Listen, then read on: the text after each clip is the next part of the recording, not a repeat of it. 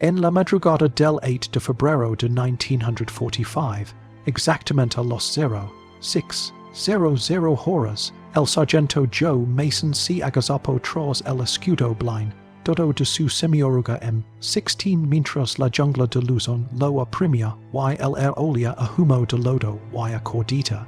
Observaba un amplio, claro fangoso donde la infantería japonesa se formaba entre el humo flotante, a unos 400 metros de distancia, preparándose para una nueva carga que pudiera romper las maltrechas líneas de los marines.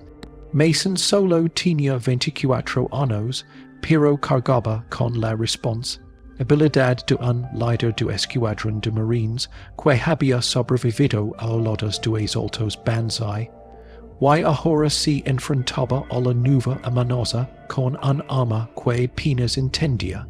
En los 48 horas anteriores, el segundo batallón había soportado 17 ataques bands, y que destrozaron los nervios y dejaron a los hombres sin dormir y con la mirada perdida.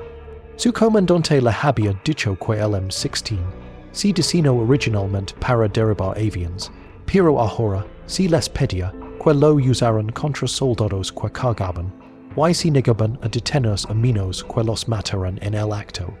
De vuelta en Camp Pendleton, cuando Mason va a por primera vez la potente torreta de 4 ametralladoras Browning calibre 50, los armeros preguntaron si la bestia estaba hecha para tanks o aviones, y Mason respondió que se usaría para lo que los oficiales exigieran, aunque nadie sabía. Como apuntar 1800 balas por minuto hacia hombres vivos.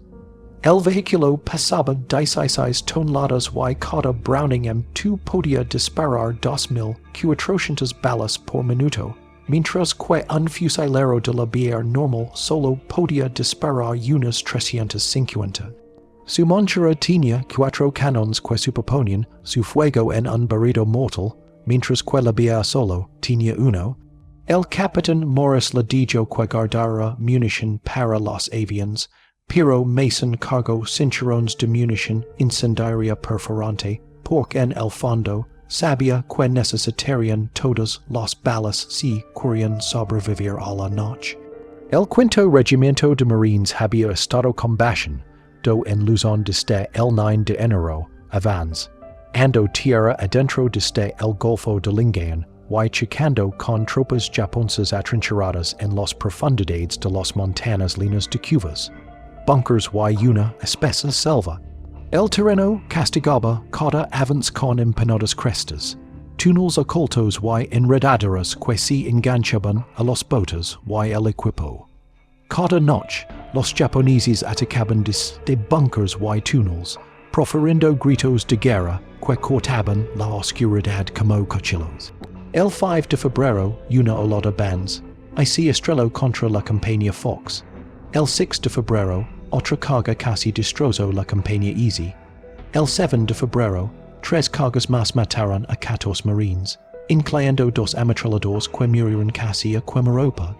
Esa noche, el comandante del batallón llamó a Mason a su bunker. Los tropas japonesas estaban matando marines más rápido que las enfermedades y necesitaba algo que pudiera detener una olada humana antes de que llegara a la línea. Le preguntó a Mason si la gigantesca arma antiaérea podía realmente alcanzar a los hombres en tierra. Mason explicó que cada bala de calibre 50 viajaba a 2800 pies por segundo con la fuerza suficiente para atravesar blindage a 1500 metros y dist. Motores construidos para resistir. El comandante lo miró en silencio y luego le dijo que al amanecer descubrirían exactamente que podían hacer esas balas a la infantería que cargaba. Antes del amanecer del 9 de febrero, el cielo oscuro sobre las montañas de Luzon percibía un pasado sudario a la espera de ser levantado. El lejano sonido de la artillería resonaba por los valles y el chirrido de las orugas de acero, abriendo paso a través del lodo resonaba como los pisadas de una bestia enorme. Mason apoyo to do su peso contra el frío blindage del semioruga decisisis, cinchen do la vibration retumbar en sus husos mientras observaba la línea de árboles 300 metros más adelante.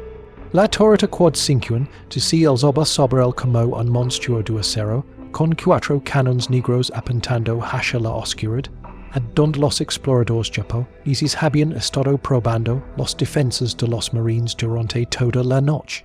Mason no había dormido en 36 horas y sus músculos temblaban más de agotamiento que de miedo. El M16 había llegado al frente tan solo 2 horas antes, transportado por un convoy del Red Bull Express que superó 2 emboscadas para avanzar. Esa noche, Mason y su tripulación se en tren, eran con un artillero de la Armada, que admitió no haber disparado nunca la torreta contra objetivos terrestres. El manual explicaba cómo disparar a bombarderos que volaban a miles de metros de altura a velocidad constante, pero no decía nada sobre bajar los cañones hacia los hombres que corrían por el lodo y proferían gritos de guerra. El cabo Frank Thomas, sentado dentro de la torreta abierta, ensayaba la secuencia de disparo, una y otra vez mientras envolvía cinturones de munición adicionales alrededor de los soportes de los cañones, y apelaba socos terreros a lo largo del semioruga para darse una ligera sensación de protección. Cada Browning M2 contenía un cinturón de 160 balas listas para disparar, y una tripulación entrenada podía recargarlas en menos de medio minuto. El asiento de la torreta había sido diseñado para vuelos largos al aire libre, no para bosques llenos de francotiradores ocultos. En la jungla, la torreta perseguía una percha expuesta donde una bola podía acabar con todo. La jungla susurraba con un movimiento invisible, y Mason supo que los próximos minutos revelarían si el Quad-50 era el milagro que el batallón necesitaba o si otra carga bands y destruiría sus líneas una vez más.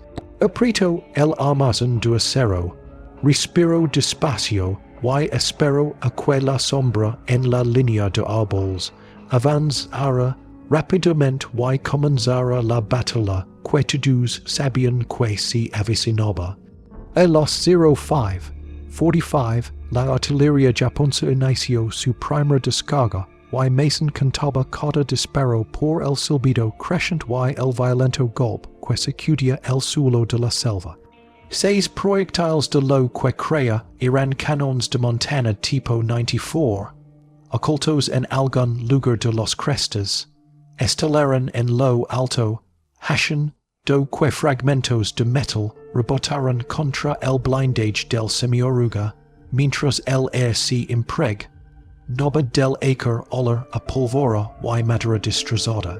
La doctrina japonesa se basaba en bombardeos cortos y feroces, seguidos de asaltos inmediatos de infantería, con la esperanza de aturdir a los defensores durante los segundos cruciales en que los atacantes debían cruzar terreno abierto. A las 05:52, las primeras tropas japonesas aparecieron al borde del claro que se extendía a lo largo de casi 200 metros de línea de selva, avanzando en una formación de escaramuza controlada. Mason contó al menos 40 soldados, con más sombras moviéndose entre la maleza, armados con fusiles Arisaka y ametralladoras ligras, con sus uniformes desgarrados y manchados tras semanas viviendo en cuvas y luchando en una retirada que no podían ganar. Eran hombres curtidos que conocían el terreno y no temían a la muerte. En el centro de la línea, el teniente Haruto Yamamoto alzó la espada mientras gritaba órdenes que resonaban por el claro, y sus tropas respondieron con el familiar grito de batalla que resonaba por todo el Pacífico, y había atormentado a los fuerzas aliados desde el comienzo de la guerra. Avanzaron con firme disciplina, no con la velocidad temeraria de los anteriores cargas banzai, sino con un ritmo pausado que demostraba que entendían perfectamente cómo moverse por terreno accidentado. Su objetivo estaba claro. Pretendían invadir las posiciones de ametralladoras estadounidenses que habían castigado sus sondeos nocturnos. Mason oyó el crepitar de su radio mientras los puestos de observación intentaban transmitir actualizaciones. Charlie 6, Aquilima 1, Contomos 4, 0, enemigo moviéndose desde el norte, el espaciamiento per 10 yardas, esperan. Tenemos más movimiento en la melza, prepárense. La transmisión se interrumpió cuando el fuego de mortero Japón comenzó a caer sobre las posiciones avanzadas, cortando las líneas telefónicas y obligando a los observadores a buscar refugio bajo raíces y troncos caídos. El cabo Thomas giró la torreta hacia las tropas que se aproximaban. Los motores eléctricos zumbaban mientras los 4 cañones apuntaban hacia el claro. El sistema de control de fuego M16 fue diseñado para rastrear aeronaves a gran altura y velocidad constante. No a infantería que zigzagaba entre el barro y los escombros. La mira estaba calibrada para objetivos que corrían a cientos de kilómetros por hora. No para soldados que corrían con fusiles por terreno irregular. La fuerza japonesa ligó a la mitad del claro cuando Mason gritó la orden de disparar. Thomas prisionó ambos gatillos y el Quad-50 desató su furia. 4 ametralladoras Browning pesadas rugieron a casi 5,000 disparos por minuto lands, ando 2 ráfagas de fuego de calibre 50 que dispararon el aire. El sonido no era como el de los disparos de fusil, ni el espero traqueteo de una sola ametralladora. Era un trueno retumbante que sacudía la tierra misma. Brillantes destellos de boca de cañón iluminaban el campo de batalla, y una densa humedad se extendía alrededor del vehículo mientras los cañones disparaban sin cesar. El efecto sobre las tropas que avanzaban fue inmediato y devastador. Las balas, diseñadas para destrozar motores blindados, atravesaron cuerpos humanos con una fuerza inimaginable. Las extremidades se separaron. Los cuerpos explotaron en nubes de sangre. Algunos soldados parecieron desvanecidos por completo mientras los enormes balas destrozaban todo a su paso. Su cuidadosa separación se volvió insignificante cuando el fuego arrasador del Quad-50 cubrió todo el ancho de su avance como una guardona cortando trigo. El teniente Yamamoto no duró más de 10 segundos antes de que una ráfaga lo alcanzara en el pecho y lo lanzó hacia atrás casi 20 metros hacia la jungla. Su espada se balanceó entre los destellos de luz antes de desaparecer en la niebla. La línea se derrumbó cuando los soldados japoneses supervivientes se dieron la vuelta y corrieron, pero el Quad-50 atravesó más rápido de lo que cualquier hombre podía correr. Thomas barrió el claro de izquierda a derecha y luego de vuelta hasta que no quedó movimiento alguno, salvo humo a la deriva y polvo que se asentaba. En menos de 90 segundos habían disparado más de 7,000 balas y transformado un asalto disciplinado en un campo de silencio y ruina. Mason sintió un zumbido en los oídos con un sonido penetrante que sabía que duraría días, y el sabor metálico de la pólvora quemada flotaba en el aire. Lo que quedaba de las líneas japonesas no era un campo de batalla, sino un aterrador recordatorio de lo que una abrumadora potencia de fuego podía hacer contra la carne y los huesos. El shock psicológico se extendió rápidamente por ambos ejércitos. Los supervivientes japoneses se arrastraron de vuelta entre los árboles aterrorizados, describiendo un arma que disparaba como un trueno y aniquilaba a los hombres, y los oficiales que escuchaban sus historias se esforzaban por comprender como una fuerza cualquiera podía arrasar un asalto tan completamente. El sargento mayor Akira Suzuki recibió noticias a los 07. 30 cuando un soldado herido se tambaleó hacia su posición, con el brazo destrozado por los fragmentos y el rostro contorsionado por el pánico, mientras describía las armas estadounidenses que convertían a los soldados en niebla. Suzuki había servido 20 años y nunca había presenciado un miedo como es. Al mediodía, los informes de los puestos de observación repiten las mismas descripciones de un arma monstruosa a la que ninguna unidad japonesa se había enfrentado antes. En una cueva reforzada con madera robada de aldeas abandonadas, el coronel Tishi Yamada y su personal estudiaron los resúmenes de inteligencia y vieron una nueva y terrible realidad. Los estadounidenses siempre habían contado con una potente artillería y control aéreo, pero el Quad-50 introdujo un nivel de devastación concentrado y móvil que no habían imaginado. Las tácticas japonesas, por lo general, se basaban en la astucia del terreno, y la sorpresa para contrarrestar la potencia de fuego estadounidense, pero el arma al que ahora se enfrentaban podía para formaciones enteras en un abrir y cerrar de ojos.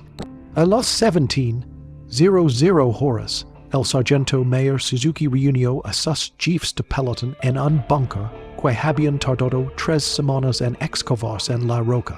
Estos oficiales eran veteranos de Manchuria y Filipinas, supervivientes de combates interminables, y cada uno tenía la mirada endurecida de un hombre que se había enfrentado a la muerte repetidamente.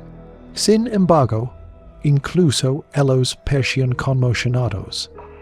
El teniente Kenji Tanaka habló con precisión clínica al describir cómo observaba el Quad-50 a 500 metros de distancia. Explicó cómo su alcance superaba los 600 metros, cómo su gyro le permitía atacar a múltiples objetivos a la vez y cómo su impacto psicológico destrozaba el espíritu incluso de los soldados más devotos. Los hombres habían luchado contra lomas, napalm y artillería, pero nada se compara con un arma que destruía escuadrones enteros antes de que pudieran acercarse lo suficiente para atacar. El coraje no servía de nada cuando la muerte llegaba más rápido de lo que se pensaba. Los informes sugerían que los estadounidenses contaban con al menos 3 de estos semiórugas, y que cada día llegaban más. Los observadores habían avistado la distintiva silueta del M16 avance, ando por senderos que antes se creían imposibles para vehículos tan pesados. Esto significaba que los estadounidenses estaban mejorando sus caminos y preparándose para adentrarse en las montañas con las armas. La sala se llenó de una sensación de fatalidad. Cada hombre comprendió lo que esto significaba. El campo de batalla había cambiado, sus viejas tácticas ya no eran válidas, y el arma al que se enfrentaban no solo mataba, aplastaba la voluntad de luchar. Mason sintió un agudo zumbido en los oídos tras la extinción de los disparos, y el silencio que siguió pareció aún más denso que el rugido del Quad-50. El aire aún olía a pólvora quemada y latón caliente, y el claro que se extendía ante ellos parecía una pesadilla excavada en la tierra. En menos de 2 minutos, habían disparado más de 7,000 proyectiles, y la visión de la destrucción dejó a todos los marines conmocionados. Lo que una vez fu una disciplinada línea de ataque japonesa era ahora un campo descarado de quiet, que ninguno de ellos olvidaría. La noticia de lo sucedido se extendió por el batallón antes del amanecer, y pronto llegó a las líneas japonesas a través de los pocos soldados supervivientes que se arrastraron lejos del campo de batalla. A las 7:30, el sargento mayor Akira Suzuki recibió a uno de estos supervivientes. Un soldado roso con el brazo izquierdo colgando flácido y destrozado por fragmentos de fuego del calibre 50. El soldado temblaba violentamente mientras hablaba de las armas estadounidenses que convertían escuadrones enteros en niebla roja, y Suzuki, que había servido durante 20 años y presenciado horrores en China y el Pacífico, nunca había visto a un soldado tan destrozado. Al mediodía, mensajes de múltiples puestos de observación reportaban los mismos relatos aterradores. Todos hablaban de un arma que disparaba como un trueno y aniquilaba a los hombres del campo de batalla en un abrir y cerrar de ojos. Esa misma tarde, un concilio se reunió en un sistema de cuvas excavadas en roca sólida y reforzadas con madera extruida de aldeas abandonadas. El coronel Tishi Yamada presidía la reunión mientras los oficiales de inteligencia presentaban documentos que confirmaban la magnitud de la amenaza a la que se enfrentaban. El arma estadounidense estaba montada en un semioruga y portaba 4 ametralladoras pesadas capaces de desplegar una potencia de fuego equivalente a la de una campaña entera. Los oficiales de Estado Mayor, veteranos de Guadalcanal y Saipan, se esforzaban por comprender cómo una táctica defensiva podía resistir algo que podía proyectar tanta destrucción con tanta rapidez. Durante años, la estrategia japonesa se había basado en el uso hábil de puntos de emboscada en el terreno, túneles ocultos y fuego defensivo coordinado. Estos métodos habían funcionado contra las armas estadounidenses convencionales, obligando al enemigo a pagar un alto precio por cada metro de terreno. Sin embargo, el cuarteto 50 desmanteló esas tácticas. Hizo que el ocultamiento perdiera importancia. Hizo que la valencia perdiera importancia. Esto imposibilitaba las defensas coordinadas, y que cualquier ametralladora o fusil que se revelara sería aniquilado antes de poder disparar un segundo tiro. A las 17:00 horas, Suzuki reunió a sus jefes de pelotón en un bunker que había tardado 3 semanas en excavarse y reforzarse.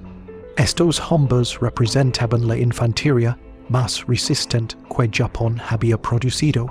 Habían sobrevivido a brutales campañas en Manchuria, China y en Filipinas. Sus rostros estaban desgastados y endurecidos, pero el miedo bajó. Sus expresiones serenas mostraba el peso de lo que habían presenciado. El teniente Kenji Tanaka, que había presenciado la destrucción a 500 metros de distancia, dio su informe con voz firme. Explicó que el semioruga estadounidense persia disparar sin esfuerzo, barriendo el claro con ráfagas superpuestas de fuego, que ningún soldado podía superar ni de los que esconderse. El alcance persia superar los 600 metros. El movimiento era más rápido que un hombre corriendo. El solo sonido estremecía los nervios incluso de los combatientes más comprometidos. Tanaka describió cómo vaya a desaparecer a los soldados antes de que se dieran cuenta de que estaban siendo atacados. La muerte fue instantánea, demasiado rápida para el honor, demasiado rápida para el coraje, demasiado rápido para los valores que habían moldado todo su sistema de creencias. La doctrina de la infantería japonesa se basaba en el sacrificio y el valor personal, pero nada de eso importaba cuando un solo vehiculo podia anaquila unidades enteras antis de que entraran en el alcance del fusil. Los informes de inteligencia sugerían que tres de estas armas operaban dentro del área del segundo batallón, y que se estaban incorporando más a medida que los ingenieros estadounidenses mejoraban los caminos en la selva para soportar el peso de los semiórugas.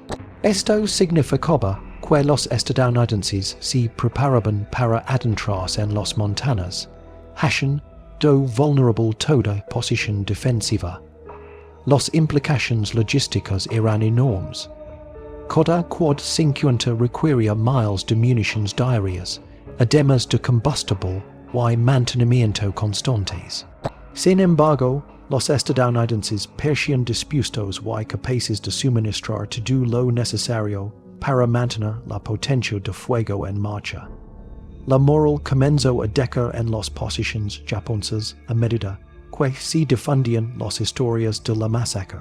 Veteranos curtidos que habían soportado años de guerra ahora murmuraban que sus esfuerzos habían sido inútiles. Los nuevos reclutas preguntaban a los oficiales cómo funcionaban los procedimientos de rendición, lo que antes se consideraba una cobardía impensable. Algunos soldados desertaron. Otros se reportaron enfermos simplemente para evitar acercarse a las zonas donde creían que podría aparecer el Quad-50. El daño psicológico empeoraba cada día.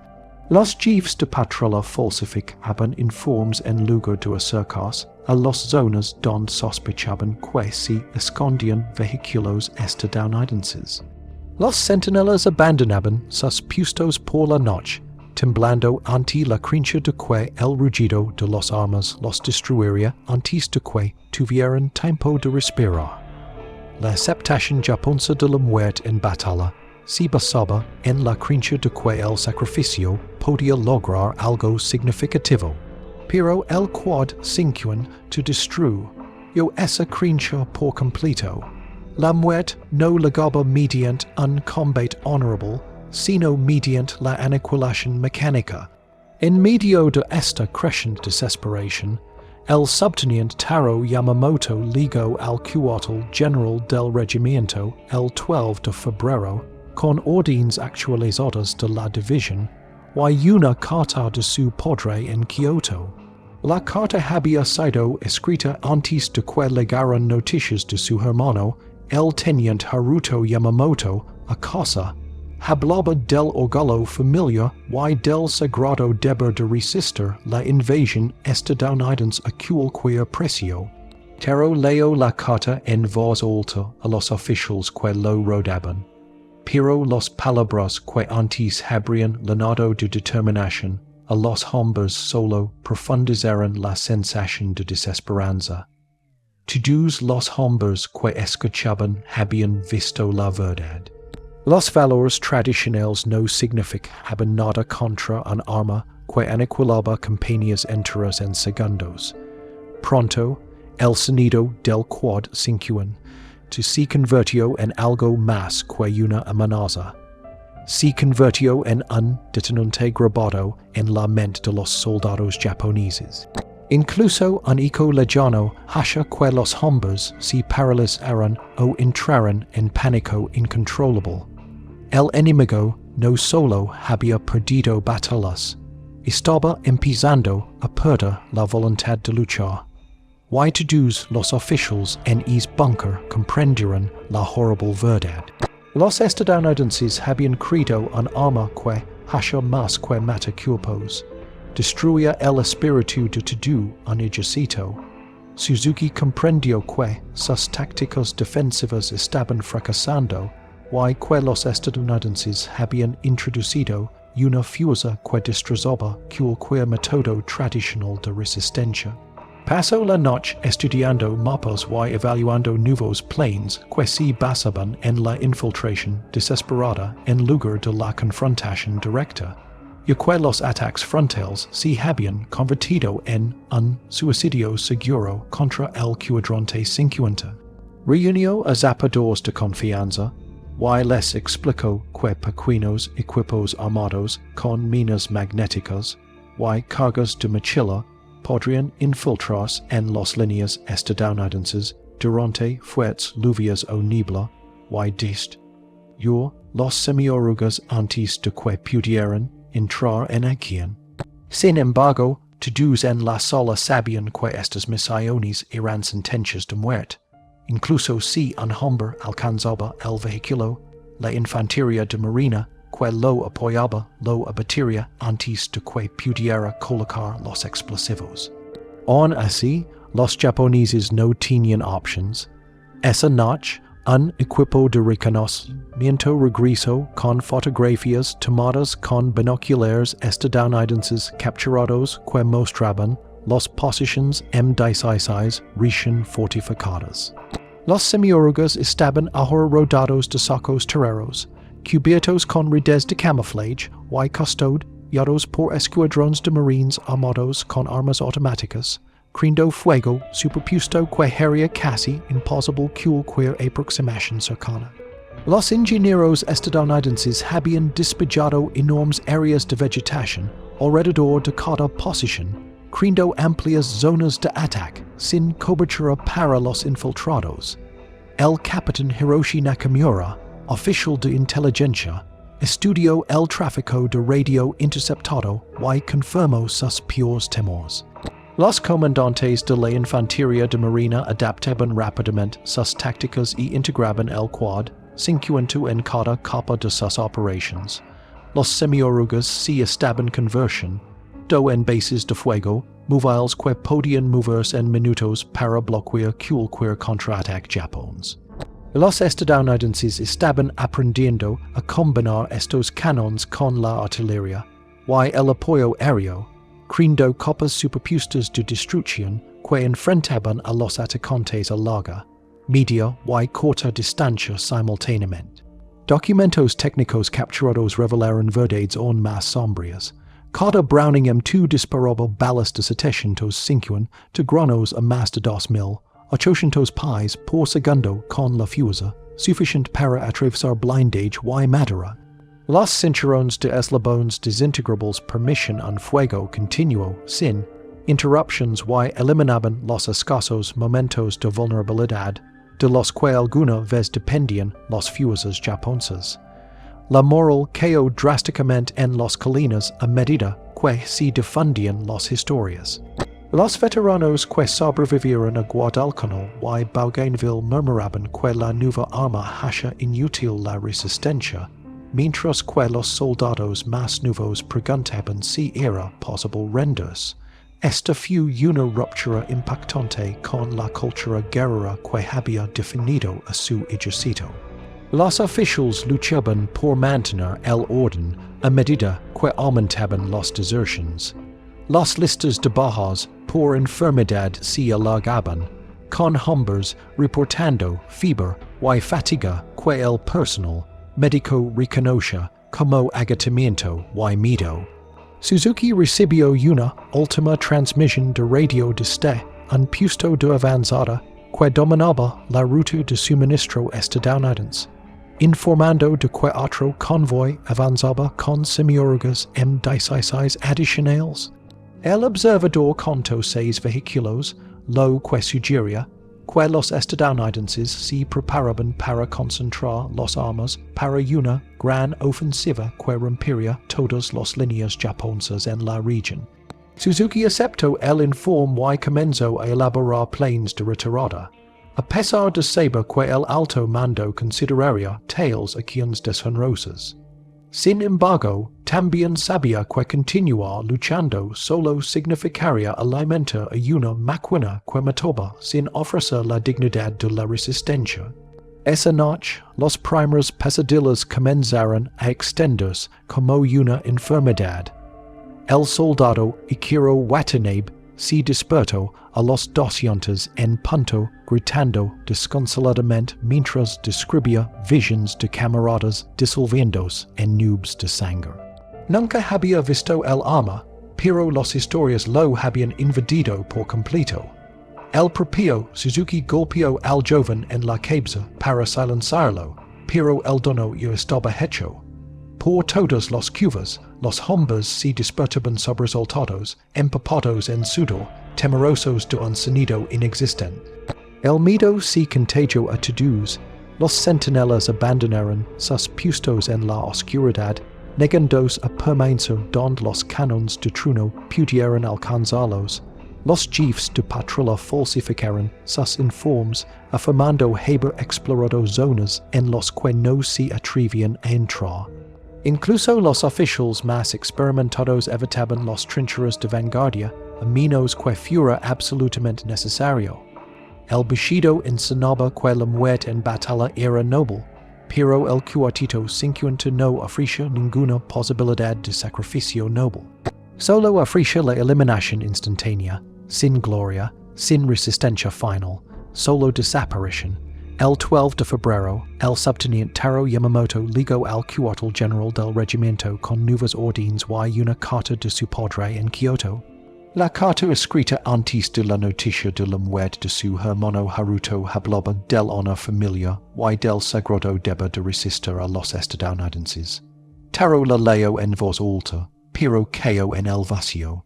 Los oficiales en la cuva habían visto el poder del arma enemigo y sabían que el honor no significaba nada cuando los hombres eran beridos antes de que pudieran lanzar un grito de guerra.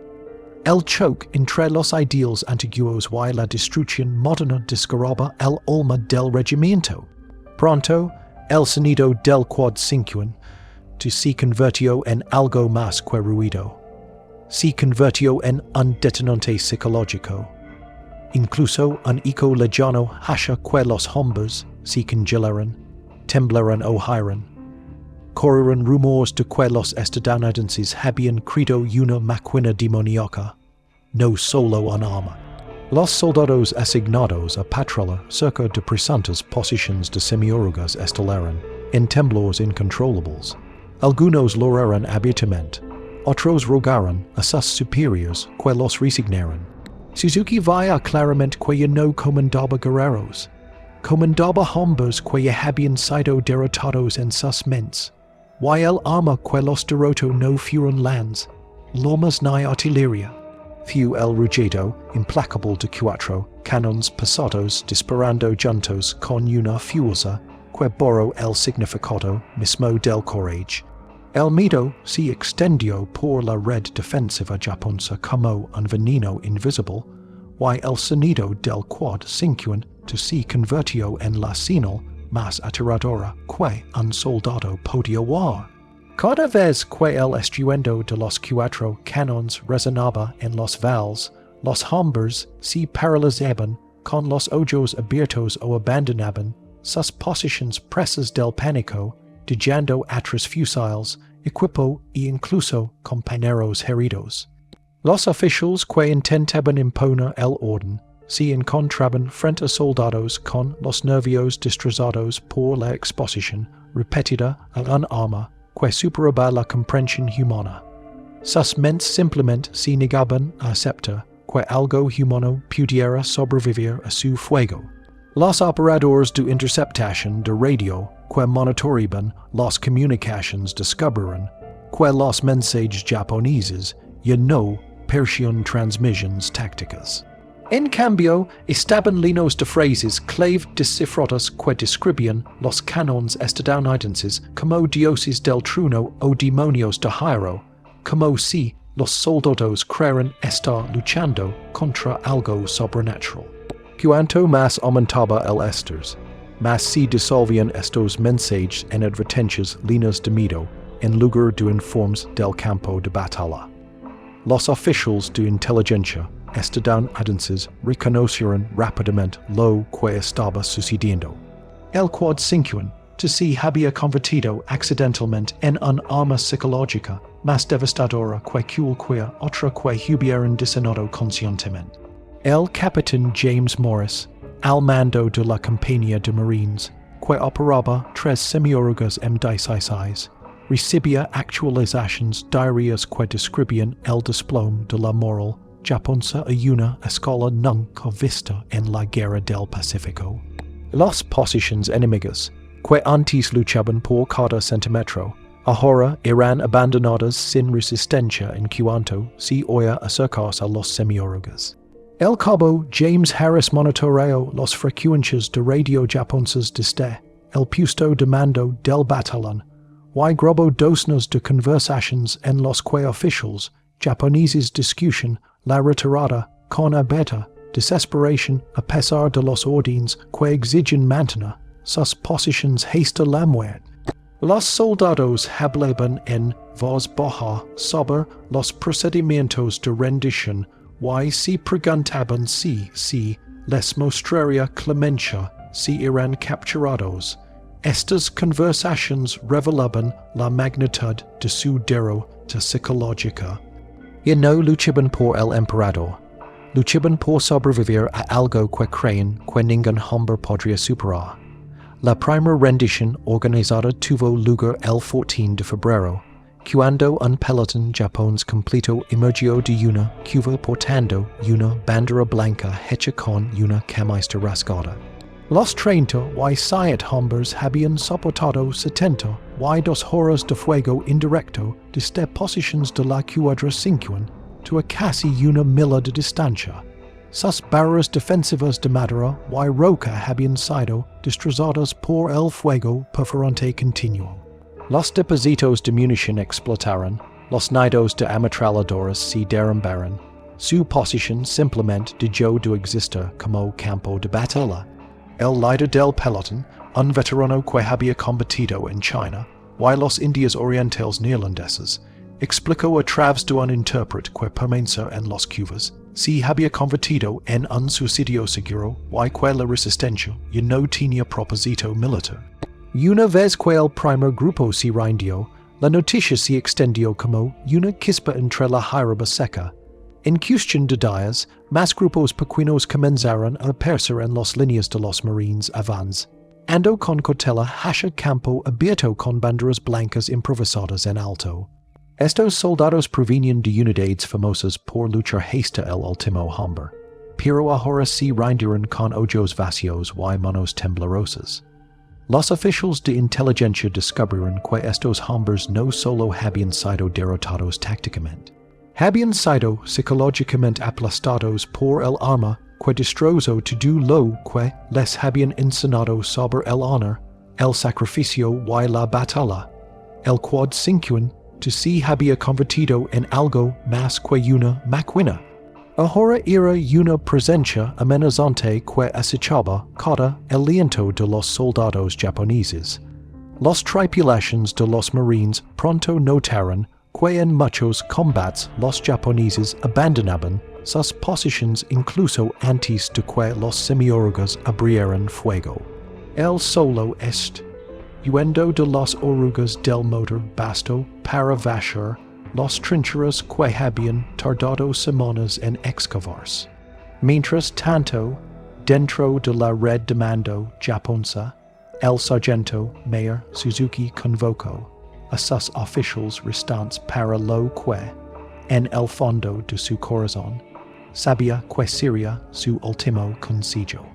Se reunieron en un búnker, temblando por las distantes explosiones de artillería, y los rostros reunidos ante el Irán los de supervivientes que habían soportado demasiado. Sus uniformes estaban manchados, sus cuerpos delgados, sus ojos hundidos. Muchos de ellos no estaban destrozados por el combate directamente, sino por la comprensión de que las armas a los que se enfrentaban hacían cualquier acto de valencia careciera de sentido. Suzuki comprendió la verdad. Ya no eran un ejército, eran fragmentos de unidades aferradas a una disciplina que se desvanecía. La decisión de retirarse se tomó en silencio. Oficialmente se denominó reposición, movimiento táctico, pero todos los presentes sabían que estaban abandonando territorio que se les había ordenado defender hasta la muerte.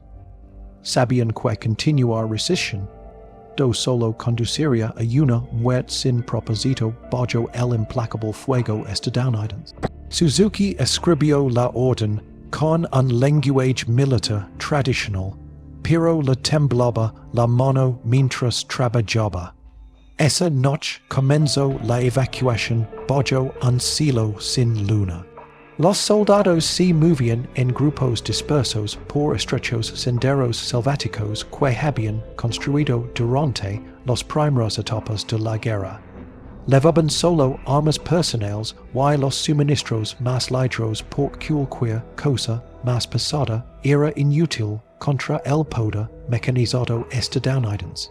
Abandonaron los depósitos de munición, los ametralladoras pesadas y los morteros, dejando atrás las herramientas de la guerra, conventional porque sabían que estas herramientas no podrían salvarlos. La retirada marcó el fin efectivo de la resistencia japonesa en este sector.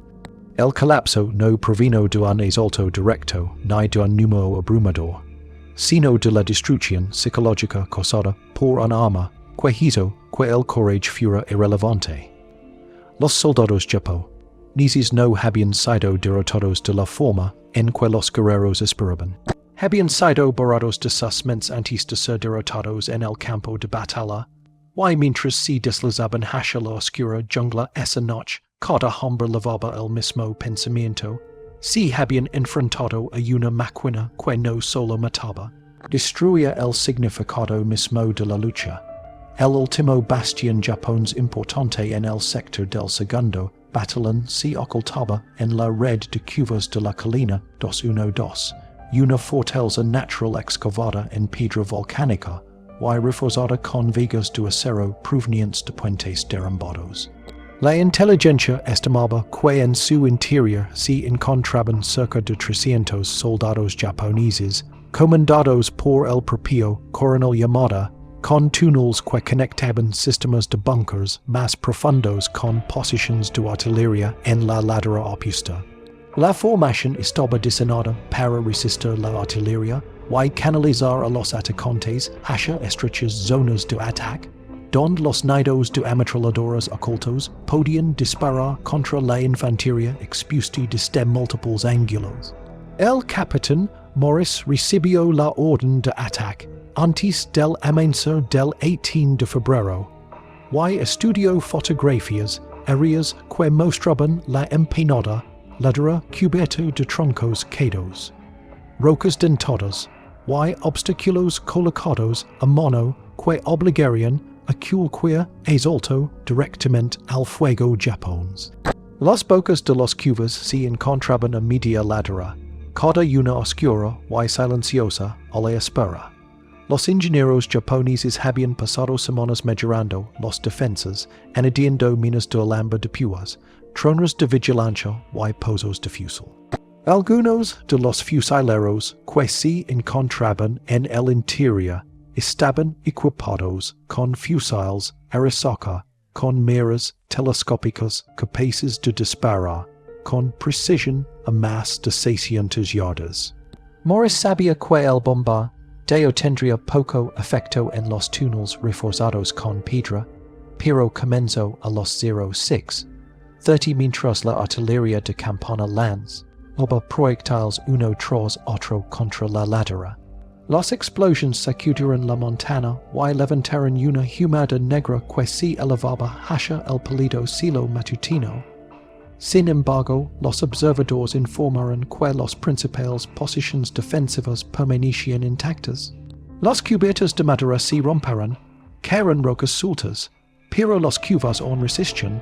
Cuando los últimos proyectiles de humo indicaron el avance, Mason guió su semioruga M16 por la ladera rocosa junto a otros dos vehículos. Sus orugas rozaron la piedra suelta lanzando chispas a la niebla matutina. El sendero bajo los espinas era lo suficientemente ancho para los semiorugas. Los ingenieros lo habían demolido de la roca con cargas de demolición, pero no había margen de maniobra. Si el vehículo líder era alcanzado, los demás quedarían atrapados tras él. Los morteros japoneses abrieron fuego a los 07:15. Las explosiones hicieron lava fragmentos de piedra contra el blindage, pero el M16 estaba construido para resistir y siguió avanzando. El cabo Thomas Gyro la torreta hacia la entrada más grande de la cuva, un agujero oscuro y profundo de casi 3 metros y medio de ancho y 2 metros y medio de alto, identificado por inteligencia como el principal punto de acceso a la fortaleza subterránea. El Quad-50 estaba cargado con una combinación letal de munición incendiaria perforante y bola estándar. El efecto combinado fue devastador. Las municiones perforantes podían romper barreras de piedra y los incendiarios incendiar cualquier depósito de munición dentro de los túneles. Mason se estabilizó mientras Thomas apretaba los gatillos. La primera ráfaga estalló a los 07, 22 y 4 enormes ráfagas de fuego calibre 50 penetraron en la boca de la cuva a una velocidad cercana a los 5,000 disparos por minuto. Los proyectiles impactaron contra la piedra, lens, ando chispas y trozos de roca por los aires. Algunos proyectiles atravesaron los refugios de madera. Otros rebotaron violentamente en la oscuridad del interior. En cuestión de segundos, explosiones secundarias resonaron en las profundidades de los túneles al incendiarse los depósitos de munición japoneses. Las llamas scintillaron dentro de la cuva y una densa humareda negra se derramó mientras el espacio confinado se llenaba de calor y gases asfixiantes. Los defensores japoneses que intentaban devolver el fuego se encontraron con una supresión instantánea.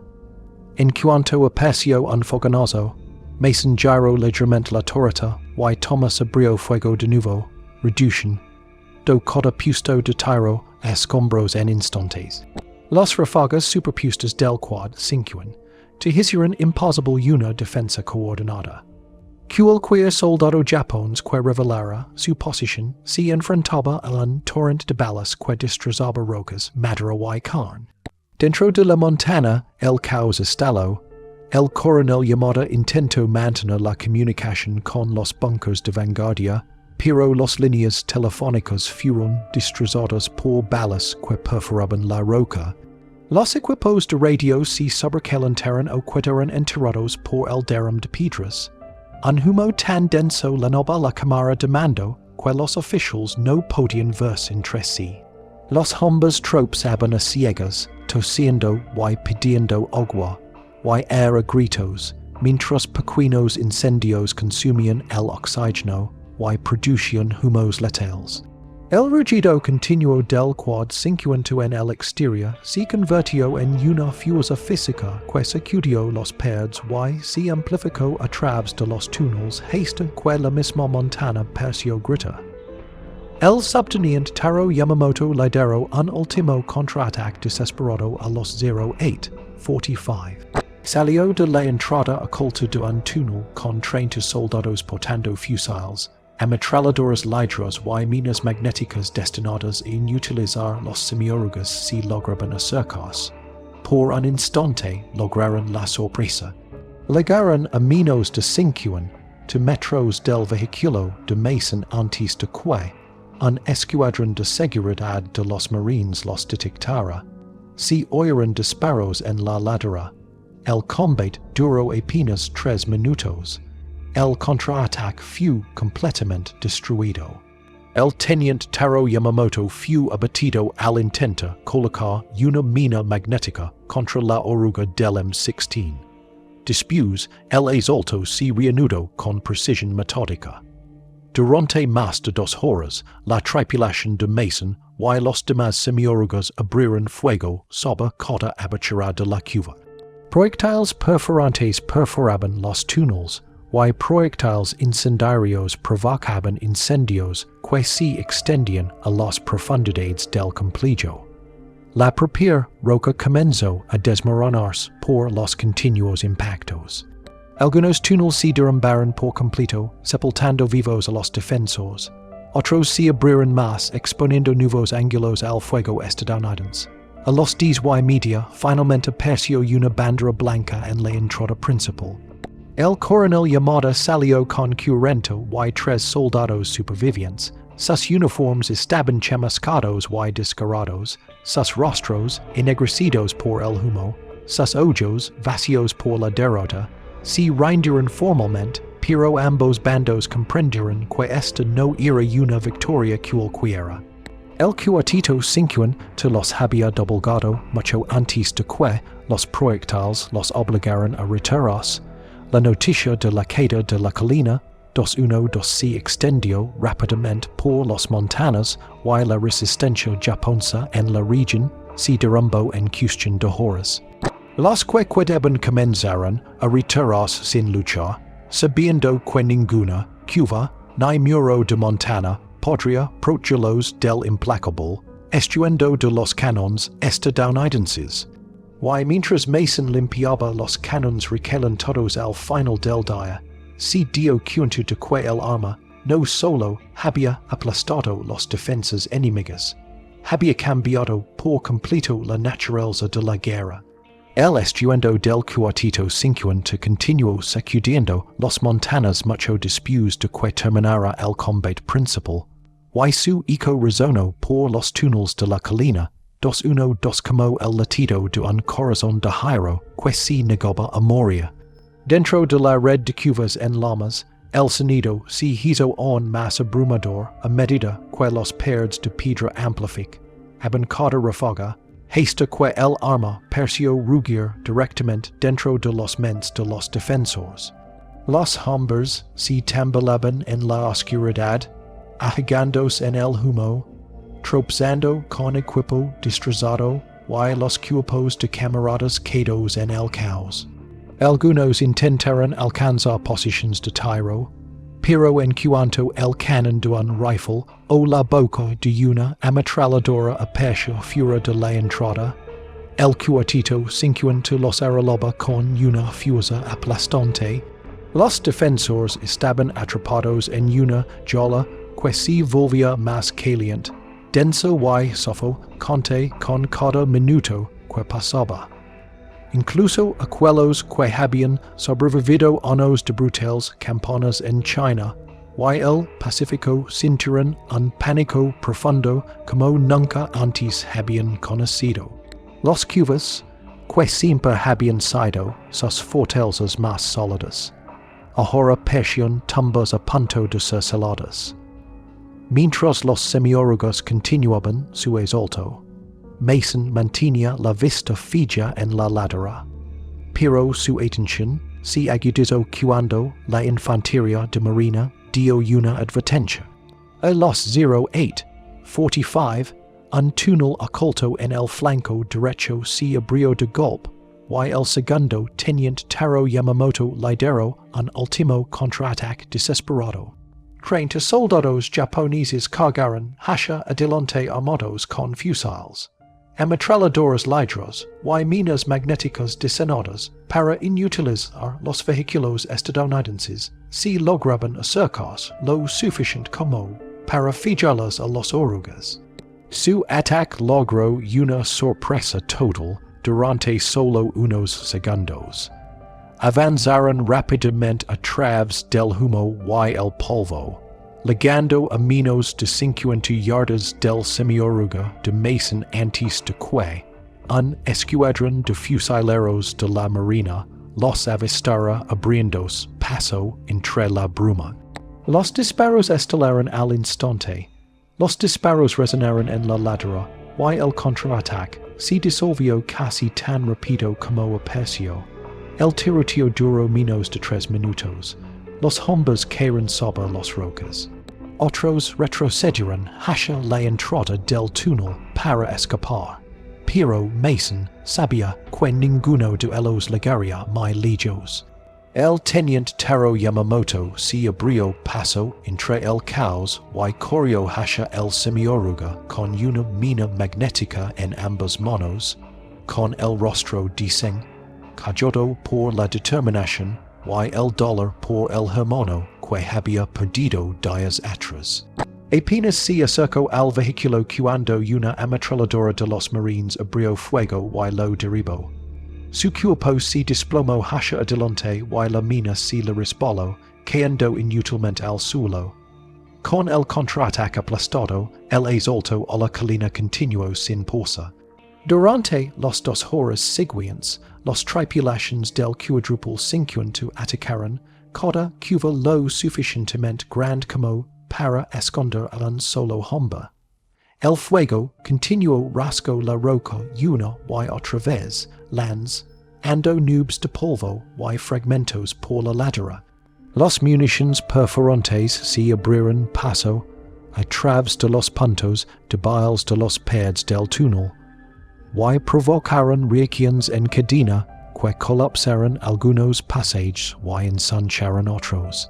Las municiones incendiarias incendiaron calles de munición dispersas en las profundidades de la red, llenando los túneles de llamas en espiral, y gases venenosos que obligaron a los soldados supervivientes a retirarse hacia las pocas salidas restantes. La potencia de fuego combinada de los 3 semiórugas transformó la colina 2-1-2 de una fortaleza en un horno tembloroso y desmoronado.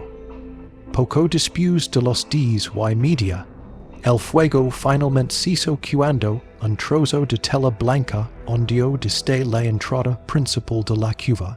On salía humo de la oscura abertura cuando el coronel Yamada salió al frente de Currento y 3 supervivientes, cuyos uniformes estaban carbonizados y cuya mirada estaba baja, bajaron la ladera en silencio, formando una lenta procesión de derrota. Su rendición se llevó a cabo con la etiqueta militar formal, pero todos los presentes comprenderán que su espíritu de lucha se había quebrado no por el bombardeo, sino por la devastación psicológica que el Quad-50 les infligió mucho antes de emerger.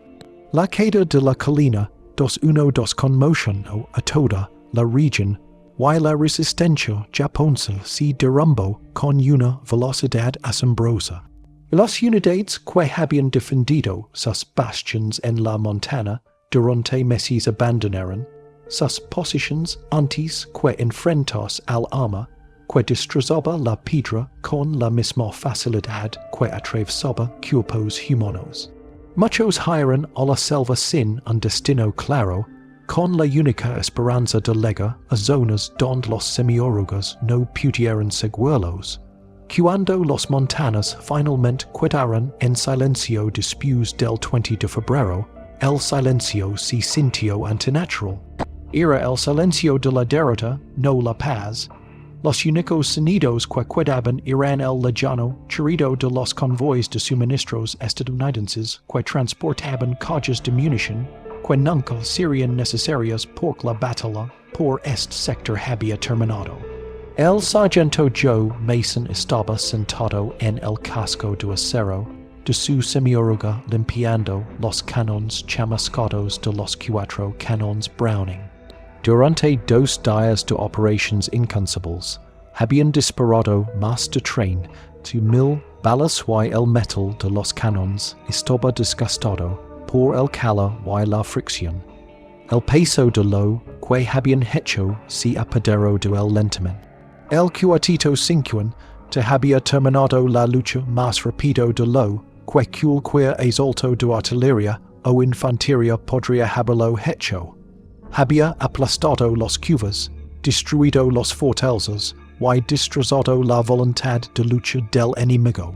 Sin embargo, la victoria tuvo un coste imprevisto. El cabo Frank Thomas, cuyas manos habían guiado la torreta a través de innumerables ráfagas, descubrió que ya no podía sostener un lápiz con firmeza. Un temblor le sacudía la mano derecha cada vez que intentaba agarrar algo con fuerza. Los médicos le dijeron que se debía a la fuerza conmocionante de los disparos, pero Mason sabía que había algo más. La exposición prolongada al rugido del arma se había grabado en sus mentes tan profundamente como había talado la ladera de la montaña.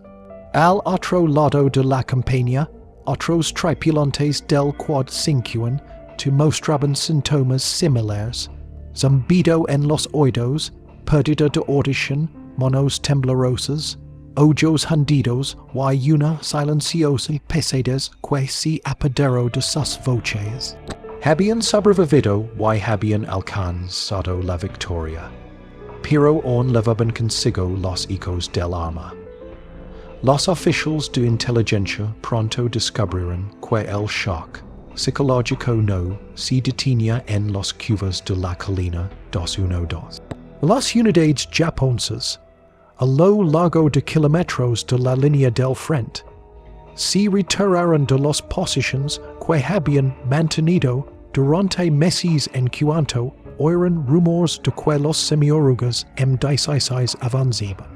Las interceptaciones de radio revelaron que los comandantes japoneses conspiraban en secreto para evitar cualquier zona donde pudieran aparecer los Quad-50, reestructurando toda su estrategia en torno al miedo a un arma que no podían resistir.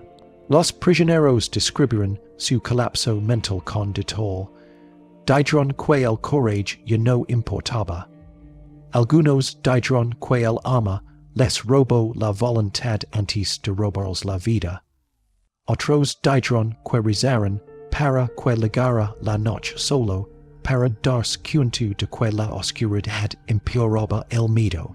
Y en los días siguientes, los marines comenzaron a comprender que no solo habían ganado una batalla, habían presenciado el momento en que todo un ejército perdió la voluntad de luchar. Sección 8. Los comandantes estadounidenses que estudiaban el colapso de la resistencia japonesa en torno a la colina 212 reconocieron rápidamente que el Quad-50 había cambiado no solo el curso de la batalla, sino también los principios que guiaban la guerra. Informes de observadores y oficiales de inteligencia confirmaron que el arma produce una superioridad de fuego nunca antes vista en el teatro de operaciones del Pacífico. Sin embargo, también señalaron sus limitaciones. Cada semioruga M16 consumía enormes cantidades de munición cada hora, lo que requería convoys de suministro incesantes y una planificación minuciosa para mantener los cañones en funcionamiento. Los equipos de mantenimiento tenían dificultades para mantener los cañones en funcionamiento debido al intenso calor y la vibración constante que desgastaban el metal. Los comandantes de tierra revisaron cada detalle de las operaciones en Luzon y concluyeron que las armas eran inigualables en funciones defensivas y devastadoras en asaltos, pero exigen un apoyo logístico mucho mayor que el de cualquier unidad de infantería estándar. A medida que continuaban estas evaluaciones tácticas, informes de inteligencia de otras islas del Pacífico revelaron efectos psicológicos similares donde quiera que se hubieran utilizado cañones Quad-50. Los fuerzas japonesas, que antes se mantenían firmes en cuvas, selvas y trincheras, ahora se retiraban a la primera señal de que avanzaban las armas pesadas estadounidenses. Algunas unidades abandonaron fortificaciones que habían tardado meses en construir. Otros se retiraron al desierto sin contacto directo.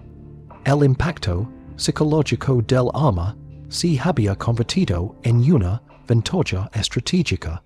El cabo James Harris, quien monitoreaba el tráfico de radio japonés, documentó la transformación de las tácticas de los marines en informes detallados que influirían en la planificación militar mucho después de la guerra.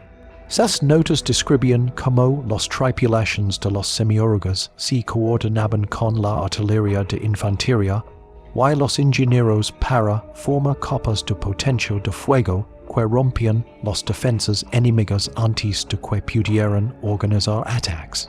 Los marines descubrieron que la presión psicológica por sí sola a menudo destrozaba las líneas japonesas antes de que se disparara un solo tiro.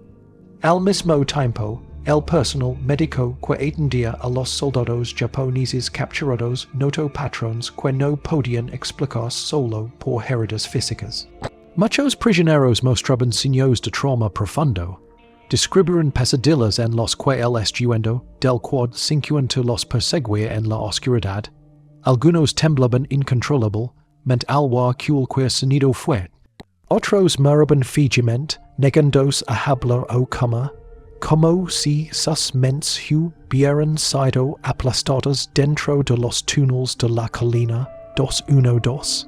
Los médicos reconocieron similitudes con la neurosis de guerra, pero los síntomas eran más graves. Lo que sugería que la combinación de los sonido abrumadores y la destrucción causada por el arma les infligió un tipo de daño psicológico que nunca antes habían estudiado. Estas primeras observaciones ayudarían posteriormente a comprender el trastorno de estrés postraumático, aunque en aquel momento nadie tenía palabras para describir lo que habían sufrido los hombres. De vuelta en el frente, Mason Thomas y el resto de los tripulaciones del Quad-50 recibieron elogios por sus acciones, aunque los menciones oficiales se centraban únicamente en los logros tácticos. Los informes elogiaban la destrucción de posiciones enemigas, la captura de colinas fortificadas y el bajo número de bajas entre los marines. No mencionaron la devastación psicológica que causó el arma. No reconocieron el terror que se extendió por las colinas como un reguero de pólvora. Evitaron cualquier sugerencia de que los marines hubieran librado una guerra mental tanto como una guerra de balas. Sin embargo, todos los hombres que servían en esos semiurgas sabían la verdad. El sonido del arma aún resonaba en sus cráneos como un recuerdo eterno. Mason a veces sentía la vibración de los cañones incluso con el motor frío. Thomas aún luchaba con el temblor en su mano derecha y los médicos militares hablaban, en voz baja entre ellos sobre los efectos de la exposición prolongada al estruendo de las armas. A medida que los fuerzas estadounidenses se adentraban en las montañas, las últimas unidades japonesas comenzaron a derrumbar bajo el peso del miedo, más que del combate directo. El 28 de febrero, el sargento mayor Suzuki se acercó a las líneas de la infantería de marina al frente asiento, y siete supervivientes no portaban armas y sus uniformes les colgaban del cuerpo como harapos.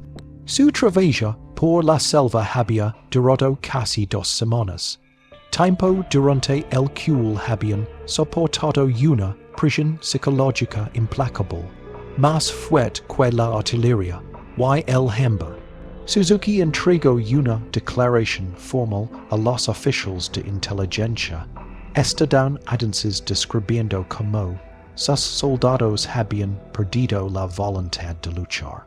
Explicó que la doctrina japonesa se basaba en el coraje, la disciplina y la creencia de que el sacrificio honorable podía cambiar el resultado de la batalla. Pero contra los 50 del cuartito, estas creencias se habían desvanecido. El arma no ofrecía una oportunidad para el valor ni un momento para una resistencia final. Simplemente borraba a los hombres del mundo. Tras la rendición, los analistas revisaron los informes de bajas y confirmaron que el segundo batallón había matado a más de 1,500 soldados japoneses, mientras que había sufrido menos de 30 estadounidenses muertos y heridos. Las cifras revelaban una cruda realidad. La potencia de fuego se había convertido en el factor decisivo, no la valencia, no la habilidad, no el terreno. Los máquinas ahora moldeaban el campo de batalla, más que los hombres que los operaban. El legado de la campana de Luzon se extendió mucho más allá de las selvas donde Mason y su tripulación habían luchado. Los planificadores militares estudiaron las operaciones y comprendieron que el futuro de la guerra no estaría determinado solo por la valencia. Seria moldedo por la superioridad tecnológica. Armas construidas para un solo propósito podían evolucionar en fuerzas que cambiaran la naturaleza de la batalla para siempre. El Quad-50 te había sido diseñado para atacar aviones a gran altitud, pero se había convertido en una herramienta de dominio psicológico que aplastaba la voluntad de todo un ejército. La guerra en Luzón demostró que el bando con la mayor potencia de fuego decidiría el destino de las naciones, y que el coraje de los soldados individuales, por feroz que fuera, ya no podía resistir la abrumadora destrucción mecánica. Mientras Mason contemplaba las tranquilas montañas en los días posteriores a la rendición final, comprendió que la batalla no solo había acabado con la resistencia japonesa, había marcado el comienzo de una nueva era de guerra, una era en la que las máquinas determinarían la victoria, y en la que el espíritu humano, incluso cuando fuera inquebrantable, lucharía por mantenerse en pie frente al rugido implacable del poder de fuego que avanzaba. Si quieres más historias de guerras olvidadas contadas con verdad, courage y sin filtros, suscribid ahora. Tu apoyo manchen vivas estas misiones.